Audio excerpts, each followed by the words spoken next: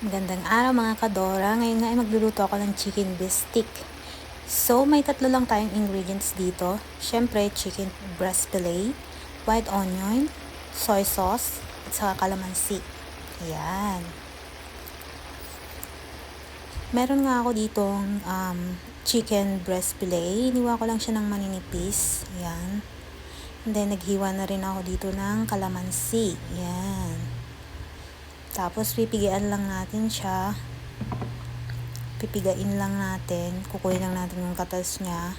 Then, tatanggalin din natin yung mga buto. Tapos, ihahalo na natin siya sa ating hiniwang chicken breast fillet. Ayan. Then, lalagyan natin siya ng toyo. Ayan, silver swan. Then, naglagay din ako dito ng paminta.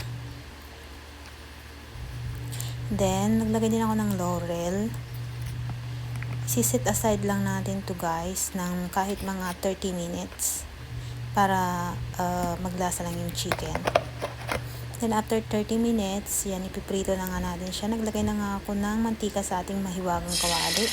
Tapos, nilagay ko na rin dito yung ating binabad na chicken. Ayan. So, iprituhin lang natin siya. Siyempre, babalik pa rin natin. Ayan. Hanggang maluto yung both side. Dinaghanda na nga rin ako dito ng sibuyas, white onions. Hiniwa ko siya ng pabilog habang tayo ay nagpiprito ng ating chicken. So, ayan na siya. Then, pag niluto na siya, isi-set aside lang natin. Tapos, magpiprito ulit tayo para maprito natin lahat yung ating chicken. Ayan. Diba? Kasi marami yung chicken ko.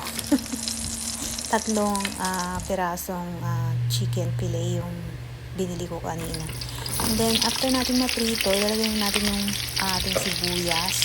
Nag-iwan nga pala ako dito guys ng konti pang tatoppings natin mamaya pag naluto na yung chicken bistik. Halo-haloin lang natin yung ating sibuyas. Marami akong nilagay na sibuyas kasi paborito ni Apam yan. Then, ayan, pag okay na yung sibuyas, ilagay na natin yung ating napritong chicken fillet. Ayan. Diba? Tapos, ilalagay na rin natin dito yung ating sinit aside na pinagbabara ng ating chicken kanina. Ayan. Then, tatakpan lang natin siya. Hayaan kumulo. Then, pag makumulo na siya, ayan, okay na yan, guys. Hindi na kailangan pakuluin ng sobra-sobra, diba? Sarap. Paborito ito ni Apam eh. Then, ilalagay ko na dito yung iniwan kong onions kanina, pinaka-toppings niya.